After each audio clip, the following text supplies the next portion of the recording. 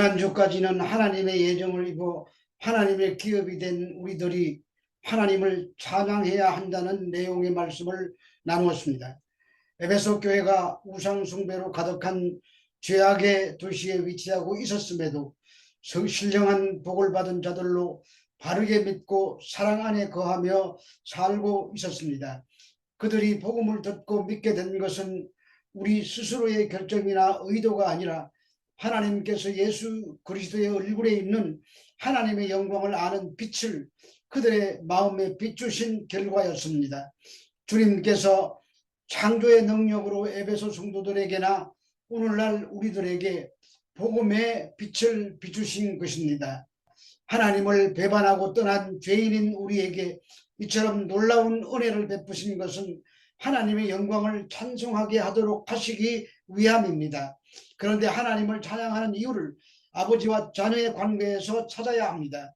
그것은 믿는 성도가 아버지이신 하나님의 것을 상속받는 기업이 되기 때문입니다. 그 결과 하나님의 것만 상속받는 것이 아니라 하나님 자신까지도 우리에게 내어주셔서 상속해 주시는 것입니다. 이 놀라운 비밀을 깨닫게 되면 감사와 감격의 찬송이 절로 터져나오게 되는 것입니다.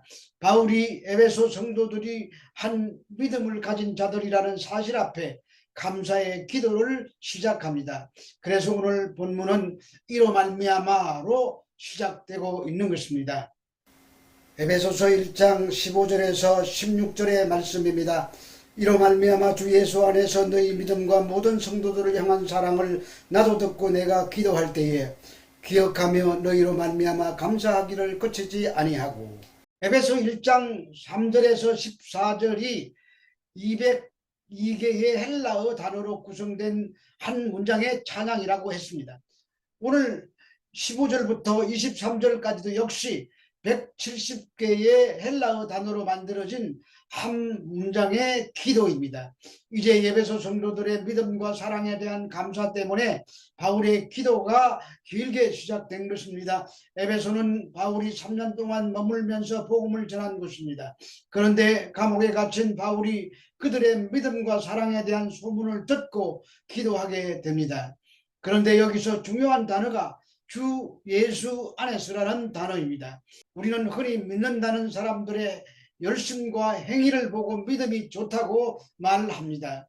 나는 내 평생 주일 성수 한 번도 안 빼먹고 다 했다. 나는 금식 기도를 3번씩이나 했다. 나는 새벽 기도 한 번도 안 빠졌다 등의 말을 들으면 믿음이 대단하다고 생각합니다.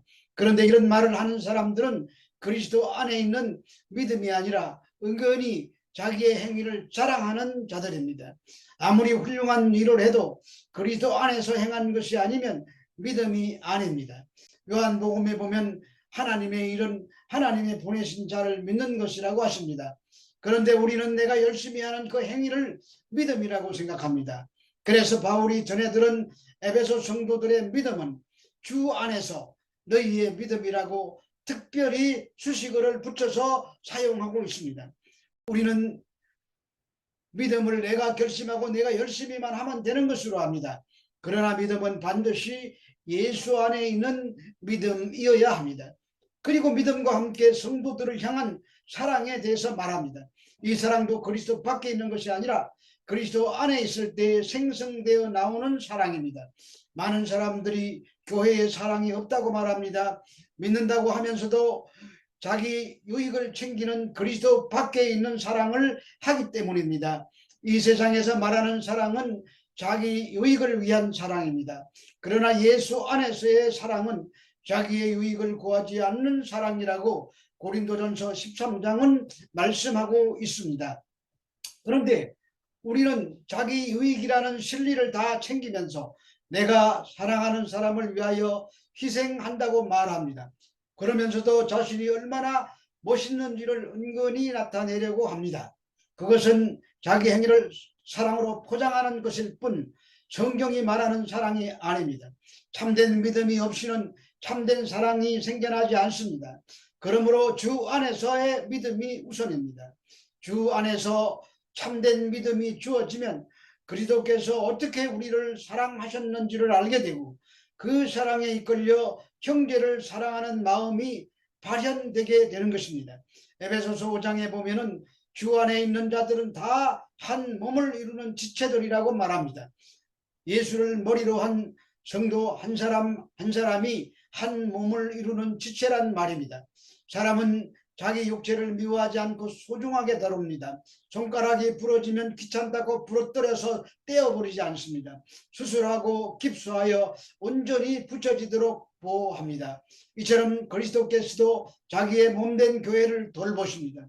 그래서 예수 안에 있으면 같은 지체라는 동질감을 가지고 사랑하지 않을 수가 없게 되는 것입니다. 에베소서 1장 17절의 말씀입니다. 우리 주 예수 그리스도의 하나님 영광의 아버지께서 지혜와 계시의 영을 너희에게 주사 하나님을 알게 하시고, 바울 사도는 에베소 성도들에게 예수 그리스도의 하나님 영광의 아버지께서 지혜와 계시의 영을 주시기를 기도합니다. 지혜와 계시의 영은 성령입니다.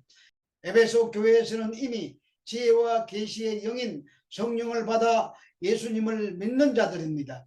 그럼에도 불구하고 다시 에베소 성도들에게 지혜와 계시의 영을 달라고 기도하고 있습니다.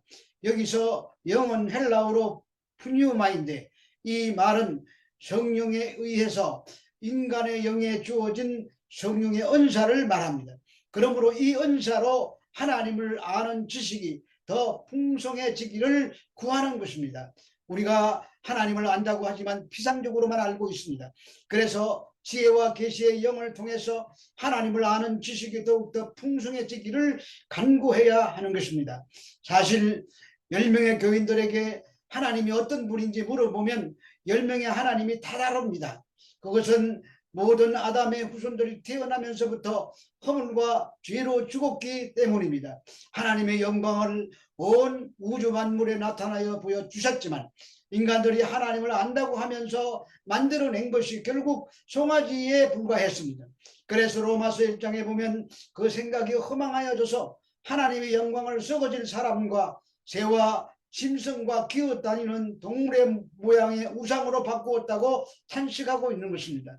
그런 죄인들에게 하나님의 영광을 아는 지식을 하나님의 아들 안에 담아서 보여주셨습니다. 그러나 이 세상 사람들이 보암직하고 먹음직하고 이 세상에서 자랑이 될 만한 영광의 눈이 멀어서 참된 영광의 하나님을 알아보지 못했습니다. 그래서 하나님의 영광을 알고 그분이 보내신 예수를 알기 위해서는 성령의 은사를 받아야 하는 것입니다. 그래서 아들의 소원대로 계시를 받는 자 외에는 아버지를 아는 자가 없다고 하시는 것입니다. 그러므로 예수님께서 계시를 주시면 우리가 아버지도 알고 예수님도 알게 됩니다. 하나님께서 예수님을 오른손으로 높이시고 나신 다음에 약속하신 성령을 아들에게 주십니다. 또한 아들이 받아서 자기 백성에게 부어주시는 것입니다. 그래서 바울 사도는 예수님의 하나님 영광의 아버지께 지혜와 계시의 영을 부어주시도록 기도하는 것입니다. 아무도 하나님을 모르기에 예수님에 대해서도 잘 모릅니다.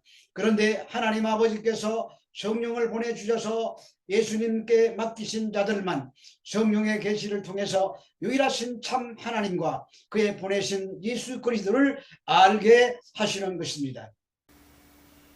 에베소서 1장 18절에서 19절의 말씀입니다.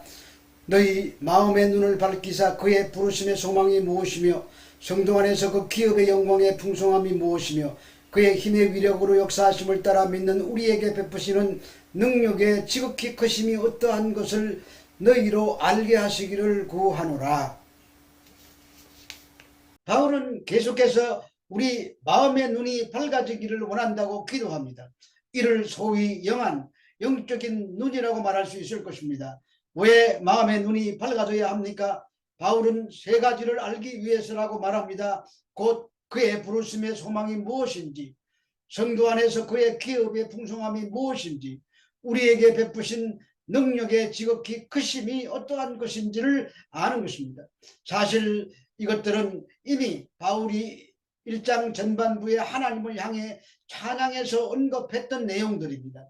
먼저 하나님은 우리를 그분의 자녀로 부르셨습니다. 부르시기에 앞서서 우리를 선택하시고 우리를 예정하셨습니다. 이 모든 것들은 그리스도 안에서 우리를 하나님의 아들들이 되게 하시기 위함입니다. 그러므로 부르심의 소망이라는 것은 하나님의 자녀로서 우리가 가질 수 있는 소망을 말합니다. 성경에서 소망이라고 말할 때는 막연한 희망사항을 얘기하는 것이 아닙니다. 오히려 하나님께서 주신 확실한 약속을 가리킬 때 사용하는 말입니다. 자녀로서 우리가 갖는 소망은 구체적으로 그리스도의 공동 상속자로서 받게 될 하나님의 기업을 말합니다. 그래서 바울은 두 번째로 우리의 영이 밝아져 성도 안에 있는 그 기업의 영광의 풍성함이 무엇인지 알게 되기를 기도하는 것입니다. 여기서 그 기업은 테스 클레로 노미아스 아우트인데 하나님의 백성인 그리스도인이 받을 하늘에 속한 모든 신령한 복을 말합니다. 이 신령한 복은 오직 영의 눈으로만 바라볼 수 있는 것입니다. 우리는 세상의 것들에 대해서는 눈이 밝지만 하늘에 속한 신령한 것에는 눈이 가려져 있을 때가 많습니다. 이 눈이 열리면 우리들에게 주어질 기업이 얼마나 대단한지, 그것을 열리게 하실 하나님의 능력이 어떠한지를 알게 되는 것입니다. 우리가 불안과 근심과 염려에 붙들리게 되는 것은 그 눈이 열리지 않아서이기 때문입니다. 왕하 6장 16절에서 17절의 말씀입니다. 대답하되 두려워하지 말라. 우리와 함께한 자가 그들과 함께한 자보다 많으니라 하고 기도하여 이르되 여호와여 원하건대 그의 눈을 열어서 보게 하옵소서 하니 여호와께서 그 청년의 눈을 여시며 그가 보니 불말과 불병거가 산에 가득하여 엘리사를 둘렀더라. 이스라엘의 아람 군대가 쳐들어왔습니다. 나라는 거센 바람 앞에 촛불처럼 흔들거려 당장이라도 흑암으로 변하게 생겼습니다. 그러자 사환이 선지자 엘리사에게 소리칩니다. 내 주여 우리가 어찌하리이까? 현실을 바라보고 부르짖는 탄식입니다. 이 세상은 나를 잡아삼키려고 위협하고 달려드는데 현실을 보면 탄식이 목구멍 밖으로 기어나올 수밖에 없는 실정입니다. 그러자 엘리사가 걱정 마라. 우리와 함께하는 자는 아람의 군대보다 많다고 말합니다. 이때 엘리사는 사안의 눈을 열어 보여달라고 기도했고 사안인 게하시의 눈이 열려서 보니 엘리사 주변에 천군 천사와 불말과 불병거들이 가득히 있는 것을 보았습니다. 하나님이 준비하신 것을 보게 된 것입니다. 우리 그리스도인들이 이 땅에 살아가면서 항상 이와 같은 것을 볼 수 있어야 합니다. 그런 자는 어떤 상황 가운데서도 일회일비하지 않습니다. 잠잠히 하나님만을 신뢰하는 깊은 무게가 있게 됩니다. 우리의 눈이 열리면 삶이 달라지지 않을 수 없습니다. 바울은 이 모든 것을 믿는 우리에게 하나님의 능력이 얼마나 위대한지 눈이 뜨이게 해달라고 기도합니다. 왜 하나님의 능력을 아는 것이 중요합니까? 그것은 하나님께서 반드시 약속한 것을 이루실 것이라는 확신을 우리에게 주기 때문입니다. 만약 하나님의 능력이 없으신 분이라면 100번을 약속하신들 우리는 흔들릴 수밖에 없을 것입니다. 그러나 하나님은 살아계신 능력의 하나님이십니다. 그런데 우리는 그 능력의 하나님을 어떻게 알 수 있을까요? 이 말씀은 다음 주에 연결해서 말씀드리도록 하겠습니다. 이제 마음의 눈이 열려서 하늘의 것을 보고서 이 어두운 세상을 살면서 염려와 걱정과 근심에 붙들리지 않는 여러분들이 되시기를 우리 주 예수 그리스도 이름으로 축원합니다.